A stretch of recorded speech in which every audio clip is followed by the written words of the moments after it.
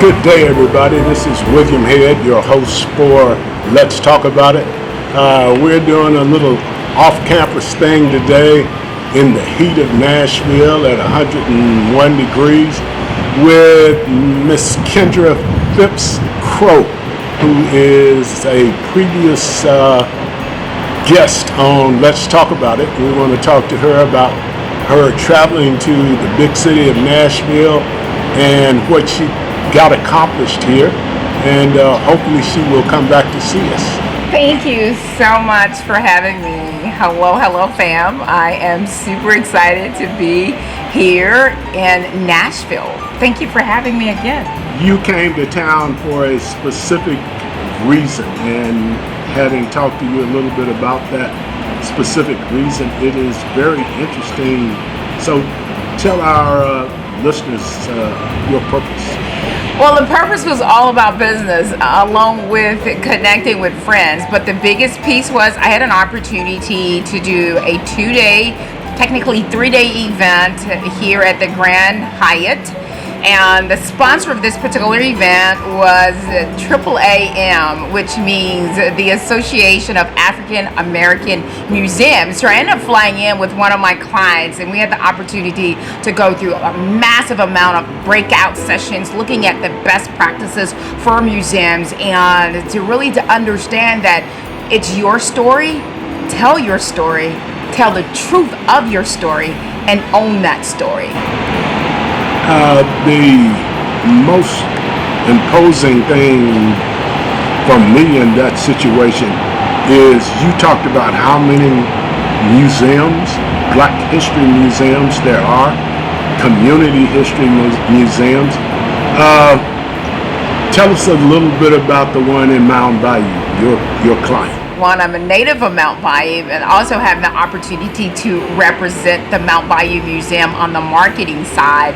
And this museum is only 2 years old, and I want you to think, if you think it's too late for you to start a museum, if you think it's too late to start curating your family's history, it's not too late at all. And so this small but yet powerful museum that's in Mount Bayou, Mississippi, has a collection of stories, and I'm going to just share one quick story. Well, 2 quick stories about the museum that makes a great significance. We've all heard of Jefferson Davis, the president of the Confederacy, had actually some slaves that was on his plantation, but Joseph Davis believed in a utopia where their slaves were able to have the ability to get an education.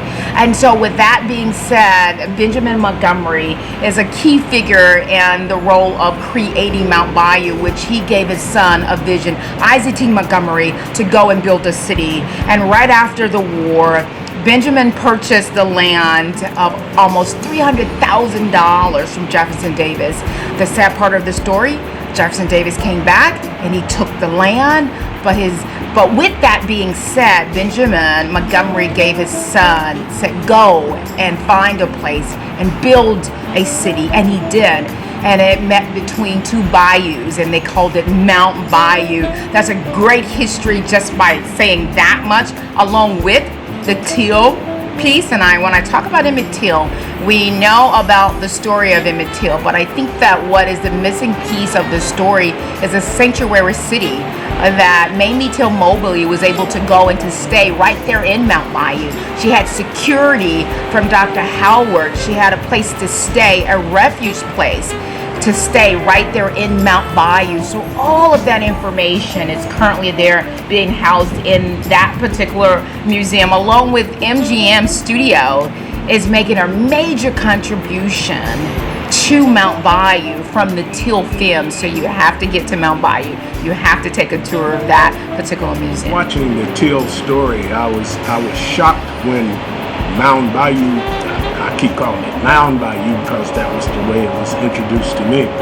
But I was interested to see that Ms. Till went to Mount Bayou, stayed in the home of Dr. Howard, I believe, and he had all sorts of people who were engaged in all sorts of activities relative to the health and well-being of the town. A lot of people don't know where Mountain Bayou is. Tell them in relationship to Memphis where you might find it. You will find this beautiful city in between Tunica, let's say Memphis, Tunica, Clarksdale. And right past Clarksdale, Mississippi, it's Mount Bayou, Mississippi. Straight off of Highway 61, you would run into Mount Bayou, Mississippi. So an hour and a half from Memphis, 45 minutes or so, 50 minutes from Tunica, right off of Highway 61. In 1975 or 6, I made a trek from Morris Brown College to Mount Bayou for a recruiting black college recruiting situation in that city. So I can say I've been there and enjoyed the hospitality that they provided, and didn't really get a sense of the history of the city and just how important it is to the people of color of that region. Mississippi is heavily black. I think around 40% of the population is black. And the legislature there is doing everything it can to usurp any power that black folks might derive from the size of their voting population. Is Mount Bayou still a place of political significance in this day and time?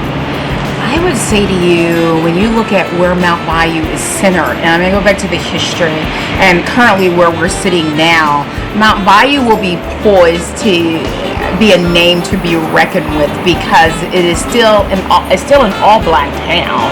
And along with that, the history comes from education. The history comes from enslaved people wanting to make a difference and felt like they had the duty and the responsibility for themselves. So yes, Mount Bayou is coming back. There's a development project that Mount Bayou is in the midst of looking at, and I'm so excited to be a part of that as well. And so Mount Bayou will play a very significant role. The president talked about the significance of Mount Bayou just too recently with the Till story. So Mount Bayou will definitely be back in the history books. We will write our own story. We will tell our own truth. As you say, that MGM is providing support for Mount Bayou from the Till story. The Till story is so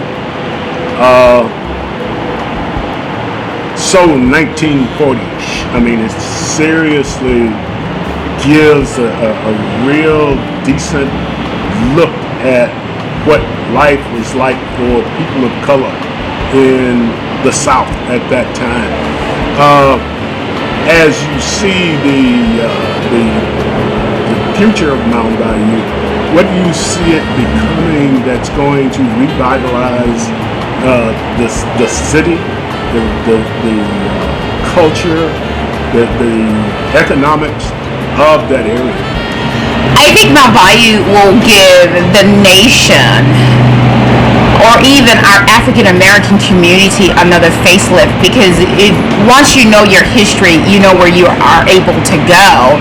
And Mount Bayou had over 42 businesses back in the 1900s. And so I think currently what Mount Bayou will do with the Teal relationship, because MGM ended up giving us over 13 costumes that we would actually have there inside of the museum that we're building out, working with the MGM curators that they end up bringing online. So Mount Bayou will actually be a gateway not only to education, innovation, and along with allowing the community to know that you can create a safe haven city where people can come and feel extremely safe, because we're still talking about Mount Bayou, Mississippi. We're still talking about Mississippi. Yes, and so I can see Mount Bayou being a gateway with all of the development that's going to come along to Mount Bayou as well.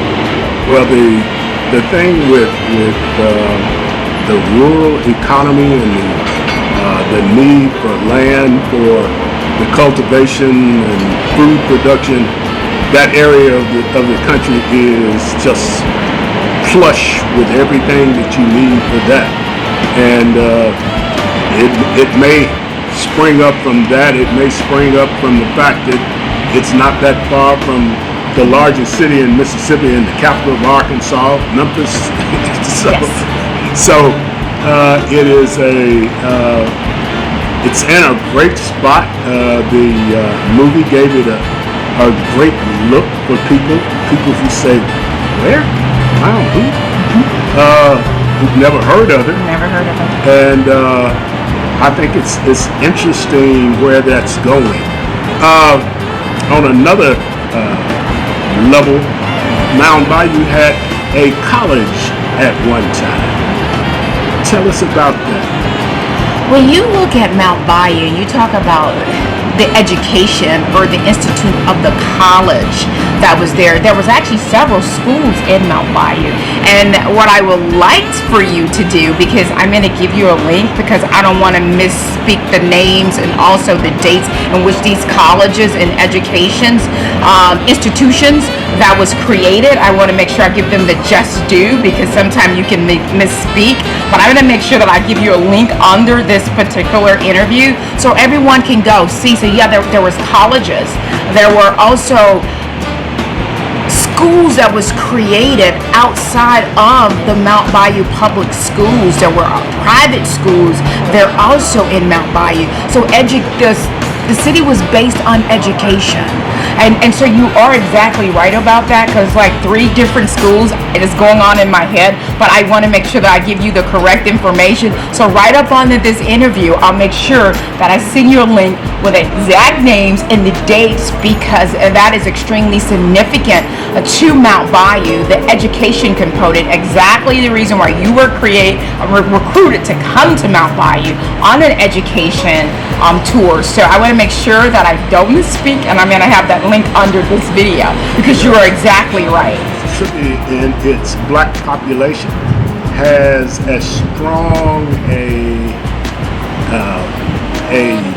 effort toward educating the people in that state, the people of color, and probably a dozen HBCUs here and there in the state of Mississippi. Everybody here is Jackson State, Alcorn State, Mississippi Valley, but there are a whole lot of little bitty institutions like my Fisk University around the state of Mississippi. In that thinking, and Mount Bayou brings back their educational institutions.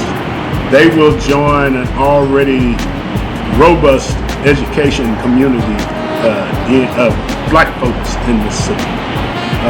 That may be significant for Mount Bayou. There's 2 roles for Mount Bayou to play. Mount Bayou, first role is to get the truth out about what Mount Bayou was and what Mount Bayou still is.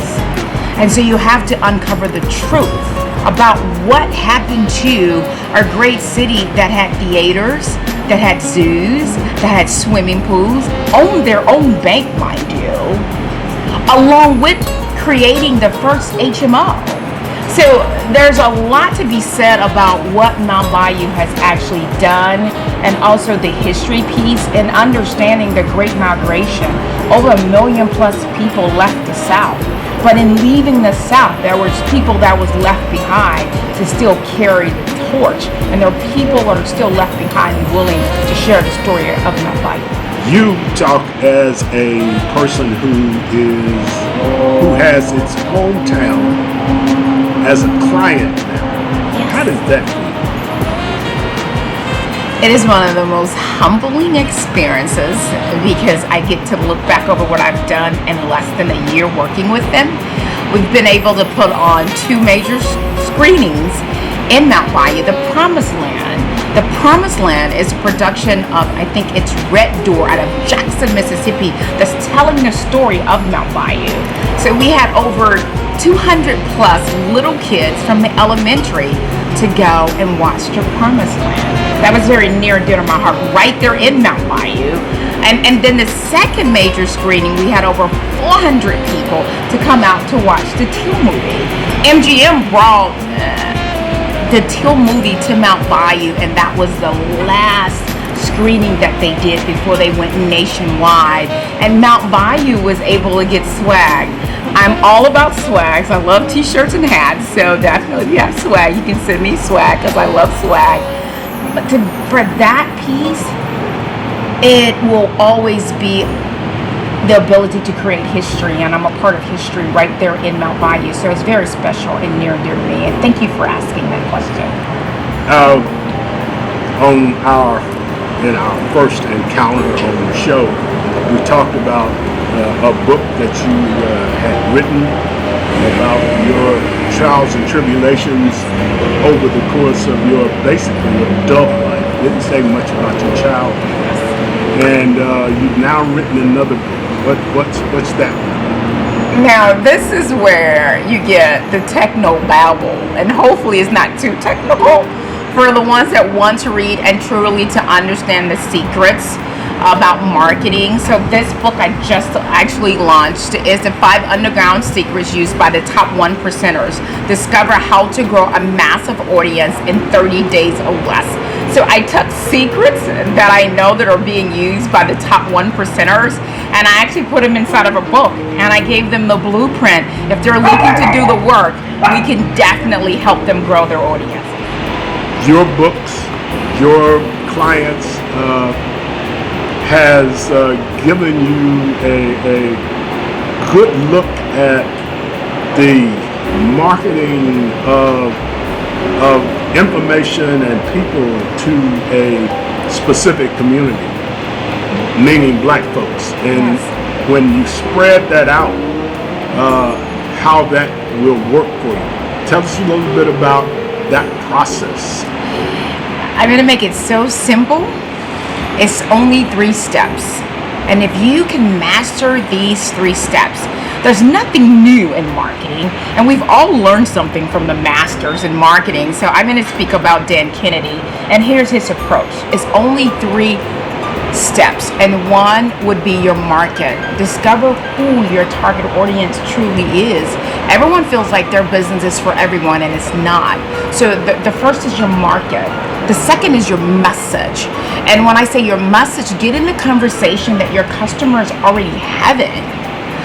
Don't just throw spaghetti on the wall. You want to draw them in with your message, right? Okay. And the third is your media. Not everyone is on social media. And the question is, where is your target market? Where they're hanging out, and dominate that. So I'm in the midst of launching my YouTube channel. Well, I'm really going to go heavy into really talking and teaching our people exactly those 3 steps, really more in depth. And what the book does, it gives more steps. Yes. So, ladies and gentlemen, that's our second interview with Ms. Crow. And as usual, she's smiling, she's happy. If you read her first book, you will ask yourself how she got there, and the book will tell you. Tell them the name of the book. So my first book is The 7 Secrets to Overcome Any Obstacle, Endurance. So that's why the smile was there, being able to endure to get on the other side. The other side of through. Yes. Thank you very much. If you want to respond with the message window under the main window, and if you want to send Miss Crow a message, we will send it on to her. Thank you very much, and stay with us. We're going to do better at marketing what we do. Thank you.